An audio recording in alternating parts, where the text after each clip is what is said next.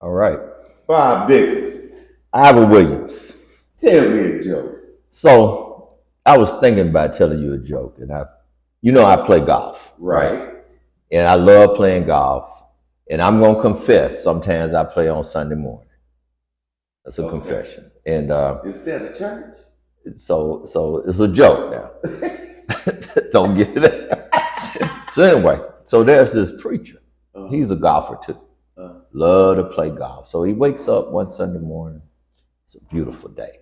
Birds singing, the sun's up, nice breeze, not too hot, not too cold. And he's been working on his short game and he really wants to go play golf. And so he thinks about it and golf wins out. So he calls his associate pastor. He says, Earl Williams, can you preach the sermon today? I ain't feeling that good. And so, of course, and then he takes off. He drives 3 hours because he doesn't want to be seen. He goes to play golf. So now, God and St. Peter are watching this. And St. Peter says, Lord, God, you got to punish him. He told that lie. He's not sick. He's going to play golf. God says, I got it. So he gets up on the first tee. He tees his ball up. He hits it. It's the most perfect shot he ever hit. It's a par 4.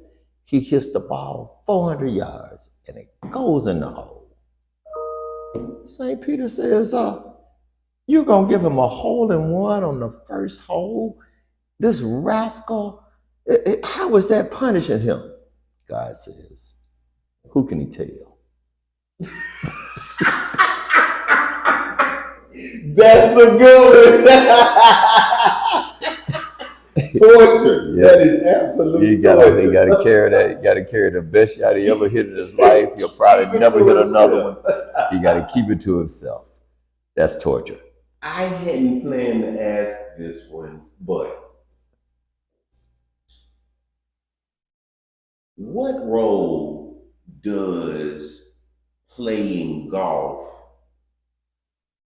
or, what's the new one, the paddleball? Oh, a pickleball. Pickleball. Yeah. Having those skills or hobby or whatnot, how does that interact with making deals? You know what I mean? Well, I don't know that much about pickleball. I played it a few times. I used to play a lot of tennis. And pickleball is a lot like tennis, just on a smaller court. It's for older people. So I guess I ought to learn how to play it. But, typically we've always heard that deals are cut on the golf course. And I agree that oftentimes if you get a chance to play golf with someone that you're trying to get to know, somebody you're trying to cultivate a relationship with, a business relationship, then those 4 hours that you spend on the golf course are good. Plus, golf is also the kind of game that's tells you a lot about a person's personality, about their integrity, and a little bit about their skill, but it's not so much about the skill, but it's about those other things. But my experience, and I've been playing golf now for 25 years or so, I play with my buddies more than I play with business associates. And I do, at least try every couple of weeks to have someone play golf with me that is purely for a business purpose and not because I'm trying to beat them. But I do have a lot of folks because golf is competitive. You got people that you play with and, among the same general skill set, you're beating each other. And so the bragging rights are really important. But I tell you this, I was talking the other day and people were talking about client golf. All right, client golf. The client always wins. So regardless of what the skills are, you got to make sure that the client wins and feels good about his or her game, because skill in golf there's a wide variance in skill in golf. There's some folks that play golf really, and the people on TV are excellent, but there's some people that play golf really, really well. And then there's some folks that enjoy playing golf and might be, decent at it. And then there's some people that enjoy playing golf and don't do it that well. So you got to be able to play with someone who might not do it that well, still have a good time, still make sure they have a good time. So I got to tell you my story about what you were saying, let the client win. The first time that I met Governor Don Siegelman was when he was released from jail. And Charlie Waldrop, everybody knows that's my mentor, arranged this little private, get together for his friends as soon as he got out. So I was there. There was a pool table there. Governor Siegelman said he was gonna whoop everybody. Oh, okay. I was the dummy that beat him. Oh no. Oh. And Charlie said, don't ever don't ever beat the client. Don't beat the client. That's right. Do not beat the client. That makes sense. Look that here, makes man. sense. Yeah. If you got one legacy lesson to leave, right? One piece of advice etched in stone in the center of downtown Birmingham, right? One gift of wisdom for generations to come. What would that be? Wow, just one. That's a lot. That's a lot to narrow down. I get a lot of lessons from you, but it's like, what if you had to choose the one? Well, the one thing of the thousands of things that will be buzzing around in my head would be that at the end of the day, regardless of what has happened to you or your parents or your forefathers, the world may owe you something, but if you're waiting around waiting for it to pay, then you're not going to get paid. And so what we have to understand is that we've got to be aggressive, we've got to be assertive, we've got to be diligent. And I'm not saying ignore wrongs that were perpetuated on your forefathers that may have followed them to you, but don't rely on that for your well-being, for your financial well-being, for your mental well-being, for your family well-being. We live in a place in a world where you have to get whatever you can. And that's your reward. And yeah, we don't all start off in the same place. A lot of folks start off way up here, and some of us start off right here, but there's some folks start off even below that. But we all have to really work to become all we can be. And we're doing that not just for ourselves, we're doing it for the generations that's going to follow us. So don't make excuses. Fight for every inch. I like that movie.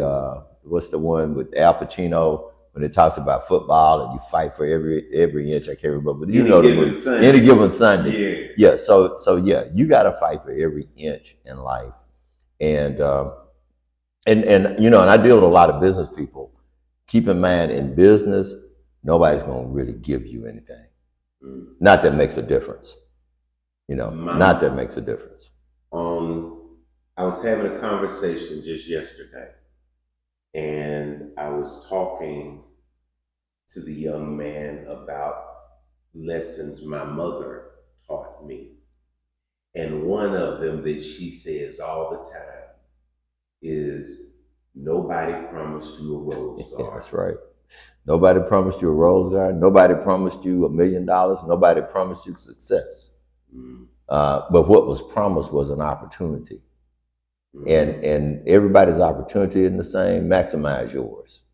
And I think when you maximize yours, you can close your eyes and go to your maker. And you can have, as they say, we say that at every funeral, well done, my good and faithful servant. Well, when they say it about me, I want them to mean it. We know Birmingham's challenges with gun violence. Yeah. Everyone has had a turn stating and restating the problem. But like Roy S. Johnson asked, if you could be king for a day, what changes would you make to curb the scourge that we're facing in the city? Ooh, so Birmingham, like a lot of places, have a problem with gun violence. I mean, we are not alone, and we have to recognize that it means more to us because it's here and we're here. It means more to me because predominantly our gun violence is black on black. And so when you really think about it, people fight with folks on their level or beneath them. And so we are angry and in beef and in animosity toward the folks that are in our group. They're in our community. And it's almost like we're at war with each other for territory, for drugs, to follow up on grievances and beefs. And so if there was something I would change, if I could wave a magic wand, it would be to stop the beefing. Because I think that we stop, the animosity that we seem to feel toward each other, then I think we stop a lot of the violence. Let me go somewhere else with this. Mm-hmm. All right. So for years and years, our young people have heard us talk about each other. What they haven't heard enough of is us lifting each other up. So we've talked about each other at church. We talk about each other at work. We put down other folks, wherever we can. And so now that has seeded some animosity toward each other. And we got that, and we have to admit that we really have that. Now, there are a lot of other things that come into play. Unfortunately, there is this American disease of so many guns. So the Second Amendment, we have people, Second Amendment rights. And now I'm getting into, other folks and not necessarily what's happening right here in Birmingham, because the Second Amendment people aren't the ones that's killing each other in Birmingham. They're not thinking about the right to bear arms and the right to defend themselves, but other folks are promoting that, right, which keeps a lot of guns on the street. So get this. In 1800, that was when the Second Amendment was passed. There were 3 million people that lived in America. And of those 3 million people, 2.9 million of them lived in rural areas. They lived in the wilderness. Mm-hmm. They need a gun to eat. Mm-hmm. And they had a gun that you shoot it one time, you had to reload it and shoot it again. So it might be 60 seconds before you could get off the second shot. So this is the America that the Second Amendment, the right to bear arms, was passed. Mm. So America now, there are more guns than people. There's 400 million guns or more guns than people. And a lot of these guns can shoot, in that same minute, 100 times. Right. And so we've let guns get out of control. They are too available in every community, including our community. So that's another problem that we have, the access to this weapon. Now, I wrote an article and I called guns a weapon of mass destruction. And then the folks that I wrote it for, they said, well, that's not really technically a weapon of mass destruction. Weapons of mass destruction are bombs and dirty bombs and things like that. Mm-hmm. But shoot, if you shoot up a restaurant, or if you shoot up a movie theater, or if you shoot up a school, that's pretty much mass destruction to me. But anyway, I get the technical piece of it, but we got to start seeing guns for what they are, and they are not necessarily being used for protection. They're being used to destroy. We've got to fix that. And then the last thing I'll say on that is that we've got to seed and breed love for each other. See, we got to start seeing our commonality. We've got to start seeing each other as brothers and sisters and folks that we embrace and love. And that's black, white, Birmingham, wherever. We cannot fall victim to what's happening in the world, that we only see differences. And when we see ourselves as different, we actually become enemies. Yeah. See, there's no reason for us to be enemies because we disagree, or enemies because we live on one side of a street or another, or enemies because we practice one religion or another. We got to really start seeding that human love that goes from heart to heart, from breast to breast, that we talk about in our Bible. That's got to be seeded in our people in Birmingham and beyond. And I think that that is what it's going to take to reduce some of this violence that we, are just having too much of in our community. Well said. You wear a lot of hats, man. Too many. You wear a lot of hats. And one of the things that I've learned and emulated is how to make them very different, but synergy is there as well. Talk about the various hats, the different organizations, and what's going on with them, as far as short-term, intermediate, what's going on over the next 30 days? Tell us what's coming up. So, yeah, we've got a lot of organizations under our umbrella. We started the Birmingham Business Resource Center right a few years after I left banking. We do lending, we help people start businesses, and from that we spun off the A.G. Gaston Conference and the A.G. Gaston Business Institute, which operates here. We took over the Birmingham, the CDC, that's Birmingham Citywide Local Development Company, that does SBA lending. So we've got these lending and small business development pieces that really they work together because of the connection that's here with me and the connection between the staff, because most of our staff works on all of our stuff. And that was the idea that we had when we first tried to put this together, that we would have people that were able to play, multiple positions or play the same position on multiple teams. And that sort of worked.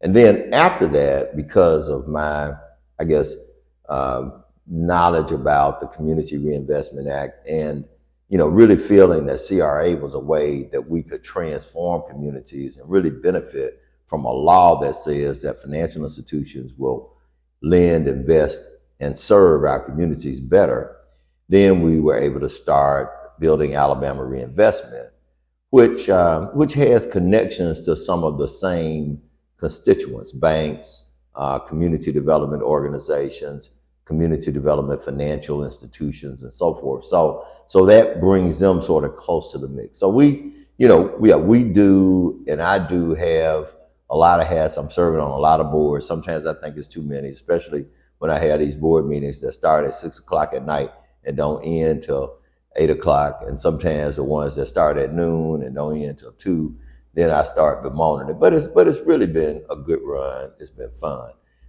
We've got a lot of stuff coming down the pike. Let me start in 2025, please, because I'm really excited about the A.G. Gaston Conference. This will be our 21st A.G. Gaston Conference. We are making some changes. 20 years in a row, we did it at the BJCC. So now, since we are grown now, we're 21, we're going to take it to Red Mountain Theater. It's going to be one day. We're adding some really special touches to it. And I just learned today that CNN anchor Victor Blackwell, you see him on CNN Saturday morning, is going to be one of our keynote speakers, one of our special guests. Outstanding. So looking forward to that. We're doing these bi-weekly Meet the Banker lunches. Now, these are small, intimate gatherings with bankers. So we've called on some of our friends in the banking community to come and sit down with small group, 4, 5, 6 of our business owners who need to have that, not quite one-on-one, but that small group engagement with the bank, so they get a chance to understand what banks look for, what banks look at, and then hopefully build a relationship and a rapport with someone in the banking community that we trust. We're not bringing bankers in that we don't trust and kind of know where they're coming from. So that's something that you can stay tuned for. We have the first one coming up in a couple of weeks. I think it's already filled, but follow us on our website, mybbRC.biz, to learn how you can tune in and get engaged with some of the stuff we're doing. And in addition to the website, what's the Instagram and social media? Yeah, it's Birmingham Business Resource Center, right? We're on Facebook, Instagram. What's that other thing? X or XYZ? Yeah. Well, we might be on that too. Yeah. So you can follow us on that. We've got a workshop tomorrow. Now I'm saying this is tomorrow, Wednesday, the 28th of August, in Bessemer. We're moving some of our stuff around because we want the entire community, especially Jefferson County and businesses in Jefferson County, to benefit, and they don't have to always come to Innovation Depot. So we're in Bessemer for an estimating and bidding workshop. We know that some businesses need help making sure that they do a good job of estimating and bidding, because if you don't get that right, then you run the risk of not making money, when you get a project. So we want to make sure that folks are equipped. We've got an expert that we imported from Nashville. Not that people in Birmingham don't know, but we're happy to get this brother. His name is Eric Griffin. Excellent speaker, knowledgeable. So this will be the second time we've had him to do this particular event. And then we got more stuff coming on. We'll be at the Hoover Chamber the end of this month. The podcast won't run till Sunday, but I'm going to cut that out and I'm going to run that today. All right, that's fine. Yeah. That's good. So yeah, we're having a lot of fun. We're staying busy. But anybody who, What were you about to say about Hoover? So we got a workshop in Hoover the 28th of September.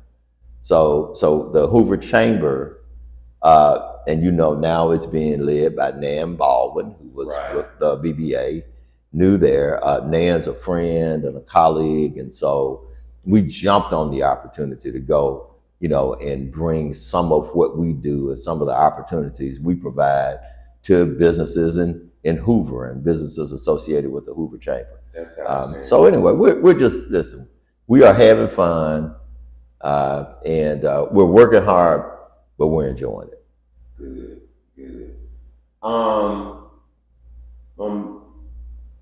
Throw one last question at you.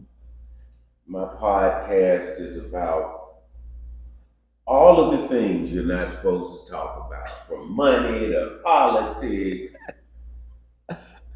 And one of those things is relationships.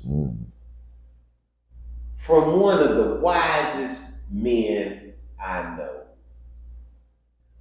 What is the barrier between men and women these days?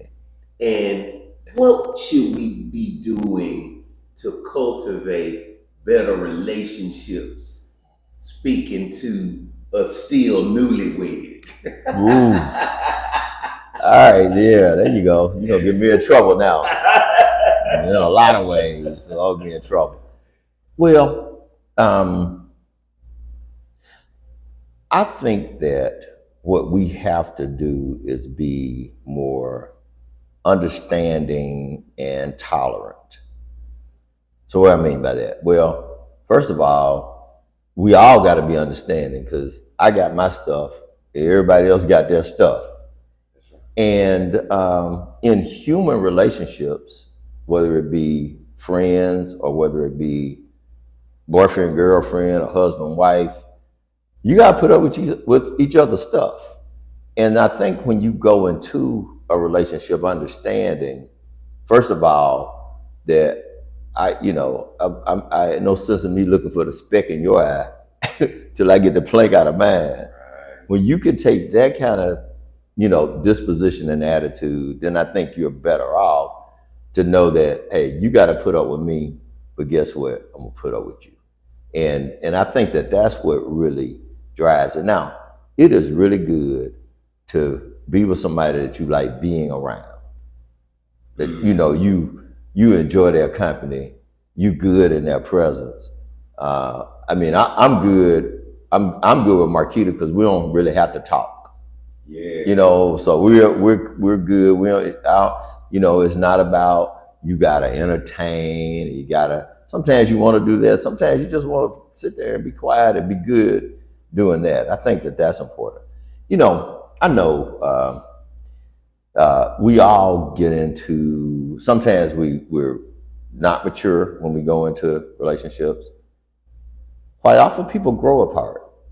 With people, with the person you were in 1975, you not the same person 50 years later or 20 years later or 10 years later.